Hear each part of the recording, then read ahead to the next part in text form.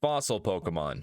Fun, epic, historic creatures revived from their ancient slumber, each based on a different prehistoric creature in real life. So let's see what a fossil Pokemon of each type might look like.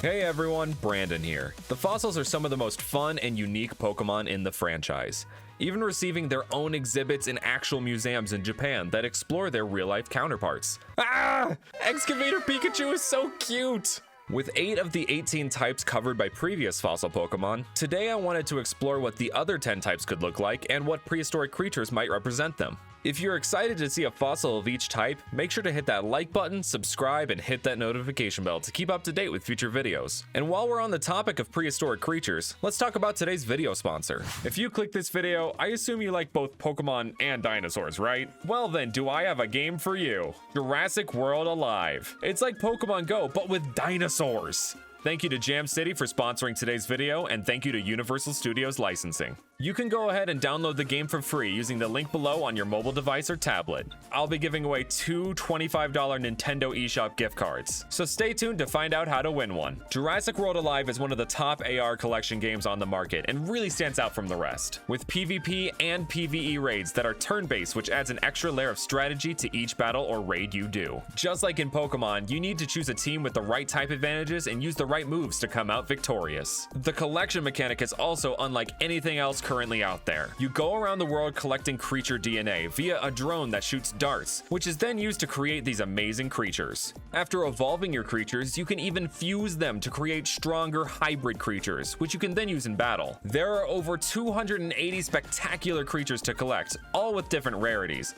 such as common, rare, epic, legendary, unique, and apex, as well as hybrids and super hybrids. Raids are also unique because you can call upon the help of your alliance members via the in-game alliance chat feature to help you beat big bad bosses. Alliances can have up to 50 people, and you can see who is online, so there's very little chance of you not completing your raid. And if your alliance is active in PvP and skilled, you can all improve by earning rare and exclusive prizes. When you download now using my link in the description or in the pinned comment, make sure to join my alliance, the PragMagik. There are only 49 spots left, so hurry. If all spots are full, you can still add me as a friend. To do that, go under the social tab, then hit invite friend, and maybe even invite me to a raid. One last thing, like I said before, I will be giving away 2 $25 Nintendo eShop gift cards. To enter, simply download Jurassic World Alive using my link. Take a screenshot of you hitting level 5, and then post it via Twitter or Instagram with me tagged. Disclaimer, this giveaway is limited to the US only. I will be picking a winner a month from this video.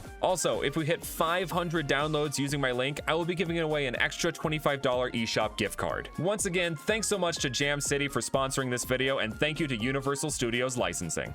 So before we get into the fossils, I wanted to give some quick disclaimers. I will not be giving the Galar fossils unmixed forms in this video. The Zolt part of the fossils is our first electric fossil Pokemon, but I will only be discussing fossil Pokemon with the primary rock typing, like all the fossils before Galar. So there will be no primary ice-type fossils or fossils missing that rock typing, like my own in Cornera. This leaves us with 10 types to fill, as we already have Aerodactyl and Archeops for flying, the Kabutops, Amistar, and Caracosta lines for water, the Credilli line for grass, the Armaldo line for bug, the Bastiodon line for steel, the Tyrantrum line for dragon, the Aurorus line for ice, and we even have the pure rock type with the Rampardos line. There, no one can say I missed a type now. Anyway, let's talk about some fossils. To start us off, we have the electric type. I was tempted to just try to find a completed form of the Zolt part of the fossils, but then I would have had to do the rest, and that's not what this video is about. But I have a good substitute for this with Zaptor and Velocivolt from TubsAZ on Instagram. They are both based on raptors, with Velocivolt being based on the Utah raptor specifically. Zaptor can channel electricity through its feathers. When they run, they leave an electrically charged path in their wake. They can achieve breakneck speeds by channeling their electricity through their legs. And Velocivolt hunts in small groups to take down large prey. They can use their claw to send electric impulses into their prey. Their tail also acts as a lightning rod during thunderstorms. This may not have been intentional, but these two give me huge Doc Brown energy from Back to the Future. I can just hear them say, "Generate the 1.21 gigawatts of electricity." 1.21 gigawatts! Next, we have some more by TubsAZ for the fairy type. Meet Hatterena and Parasong. Hatterena is based on a type of hadrosaur named the Corythosaurus and ocarinas. Using their unique crest, Hatterena can make a variety of sounds by blowing air through it. Their vocalizations can be calming and soothe their enemies. Parasong is based on parasaurs, flutes, and musicians. You can even see it has its finest orchestra attire on. With a much more defined crest than Hatterena, Parasong is capable of creating intricate music that is unique to each family grouping. For the last one by Tubbs AZ, we have some fighting-type fossil Pokemon. Here is Tricera Chop. This cutie is based on axes and the ever-iconic Triceratops. Triceratop's axe-like horn was initially believed to be some kind of ancient tool, but upon further study, Tricera Chop was discovered and revived. They often stay in large herds with other Tricerachop, and their evolutions, Tomatops. Tomatops is based on the Pseudoceratops and axes. Tomatops are one of the few Pokemon that can actually create rudimentary structures by making walls out of the trees they fell. They can cut down trees with ease using their axe-like nose. Timber! Get it? Next up, we have a couple fossils from Mycomon regions on Instagram. First, we have the fire type. For this, we will start with Brazar, which is based on a Dimetrodon. Its name comes from the Egyptian word Brazar, meaning flame or heat, and is also a form of fire pit or container. Brazar stores sunlight in its dorsal sail that can generate scorching hot flames. I can imagine cuddling up with my Brazar next to a fire it created. Cute and practical. Brazar evolves into Spinosaur, which is of course based on the Spinosaurus. Spinosaur like to take a dip in lava pools to store heat in their large dorsal sails. Both Brazar and Spinosaur's dorsal fins are meant to resemble sundials, and they both can use them like solar panels. But rather than creating energy, they create intense flames. Next from Michael, we have the Psychic type, which is represented by Sorabrum and Mbembrain, which are both inspired by the Brontosaurus and the Mokele Mbembe, a spiritual being with a striking resemblance to the Brontosaurus. They are both based on seers and crystal balls, with Mbembrain also bearing a resemblance to wise old wizards like Merlin or Gandalf. Sorabrum can tell the future of anyone it touches, which leads to it becoming aloof, because it knows too much. Mbembrain uses its powers of future and past sight to gain infinite wisdom that it can use in combat. For the normal type, we have Rockapi and Troglolith by Elite 4 on Instagram, which are based on the evolution of humans from apes and our ancestors such as Neanderthals. What is more fitting for the normal type than the most normal thing of all? Us.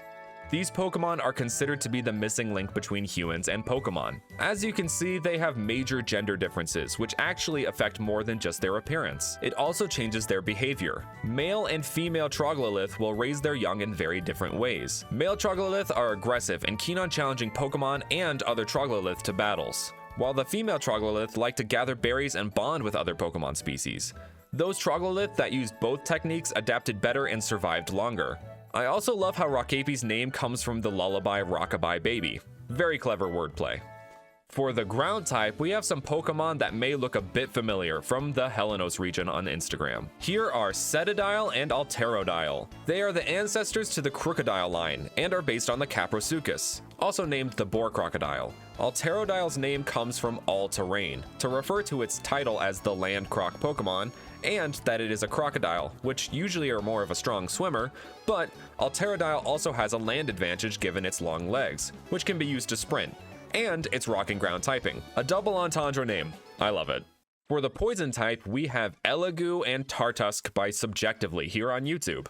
These two are based on mammoths and how they could be well preserved in tar pits, such as the La Brea tar pits. When scientists wanted to resurrect these Pokemon, they used a bit of fur that had been discovered in a tar pit. As such, when they were resurrected, their DNA spliced with that of the mineral composition of the tar, leading to these new forms. These two are giving me Jeff Goldblum in The Fly energy. But obviously, this means these forms are very different from how their ancestors looked and behaved, with Tartusk even having half its usual body mass replaced with tar. These Pokemon can take advantage of their new sticky forms and produce toxic fumes and sticky goo that can subdue even the strongest opponents.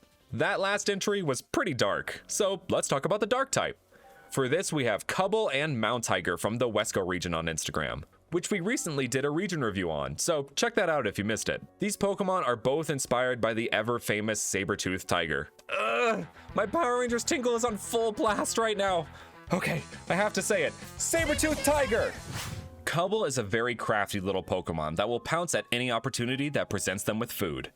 Mount Tiger is a fairly aggressive Pokemon that was the apex predator of its time. its stone headpiece acting as a demarcation of its pride and aggressiveness. The more scars on its headpiece, the more aggressive it is. This Pokemon line was thought to have existed closer to modern times than most fossil Pokemon. Finally, we have the Ghost type.